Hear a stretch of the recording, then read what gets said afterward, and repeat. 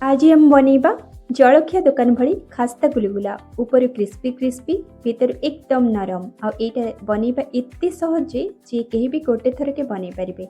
आपण साउंड सुनी जानि पारथिबे एटा केते क्रिस्पी बनछि। नमस्कार, विश्व होम कुकिंग को आपण मानको बहुत बहुत स्वागत।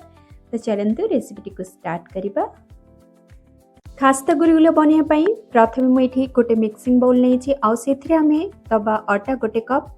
एटा 150 ग्राम अच्छी घरे आम नीतिदिनिया जो अटा खाइबा व्यवहार करूँ से अटा मुझे आपण मैंने ये गोटे कप किंबा गिना आर मापटे ठीक करूँ जहाद्वारा सब जिनस मापिक नेले गुलगुलाटा परफेक्ट बनिबो।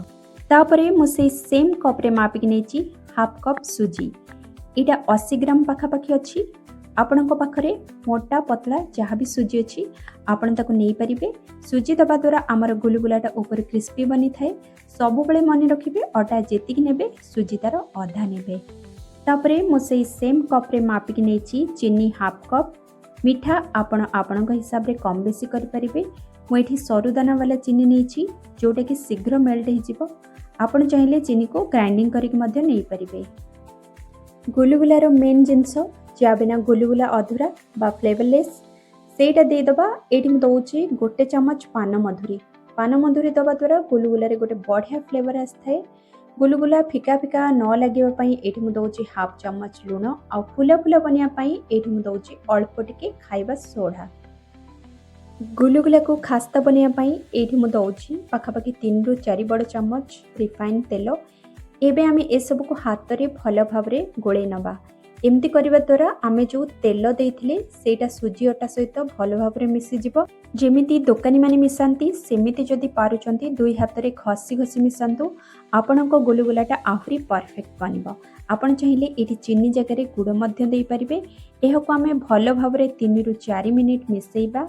देखिबे जेतेबेले एमिति हाथ रे मुठा हे जाउथिबो बा गुळा कले एमिति बनि जाउथिबो जानिबे जे तेलटा पूरा भल भाबरे मिसी गलानी। ए स्टेज रे आमे कोन करबा ना अल्प अल्प पानी देई गोळेबा। एका बेले के अधिका पानी न देई अल्प अल्प पानी देई की गोळेबा। अट्टा चकटिला भली चकड़ीबानी एमिति गोळेबा जेमिति एटा अट्टा गुळा ठारू टिके पानिया रहिबो जेमिति हाथ को अट्ठा भली लागुथिबो जा द्वारा आपनको गुलगुलाटा परफेक्ट बनिबो आ दुकान भली बनिबो। तापरे आमे याको कभर करके 15 रु 30 मिनिट छाड़ी दबा जहाद्वारा सुजीटा भल भाव फुली पार।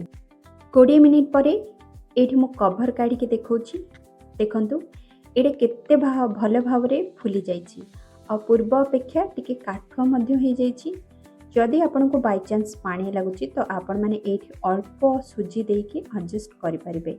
एबे चलंतु याको आमे गोल गोल बा गुलगुलार शेप दबा। एबे आमे कौन करबा हाथ रे टिके तेल किंबा पानी लगे दबा। तापरे गुलगुला को एमती गोल गोल शेप रे बनैबा। एकदम चिक्कण करके बनैबानी। एटा टिके आबड़ा खाबड़ा रहिले भल गुलगुला बनी थाए। आ साइज कथा कहबी आपण आपणको पसंद अनुसार छोट बड़ बनै पारिबे। एबे चलंतु गुलगुला को छाणीबा। गुलगुला गुडी को छाणिया पई एठी मोटे कढ़ाई रे रिफाइन तेल नेछि आ तेल जेतेबेले हल्का गरम हे आसबो आमे सेतेबेले गुलगुला गुडी को गोटे परे गोटे पकेबा। एका संगरे सब गुड़ा को पकेबानी आ तेल को मीडियम हीट रे ही रखिबा। अत्यधिक गरम करबानी। अधिक गरम तेल रे गुलगुला पकेइले एटा ऊपर तो क्रिस्पी बनि जिवो किंतु भीतर कंचा रहिबो।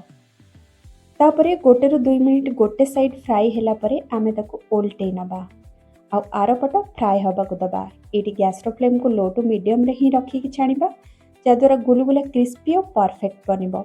जेतेबेले आमर गुलगुला गुड़िक एभली ऊपर को लाल लाल होई उठी आसबो आ ऊपर टिके टिके क्राक आसथिबो जानिबे जे आपणको गुलगुला पूरा खास्ता अछि।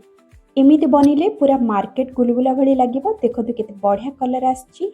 एबे आमे ए सब को गोटे प्लेट को काढी नबा आ सेही सेम प्रोसेस रे बाकी तक गुलगुला गुड़ी को पके नबा। वीडियोटी भल लागिले लाइक शेयर कर देबे। चैनल रे नुआ थिले सब्सक्राइब कर नेबे। और वीडियोटी केमती लगिला आपणको मतामत कमेंट बॉक्स रे निश्चिंत जणाइबे। पुणी आसीबे और एक नुआ वीडियो सहित। से पर्यंत रहूची टेक केयर बाय बाय जय जगन्नाथ।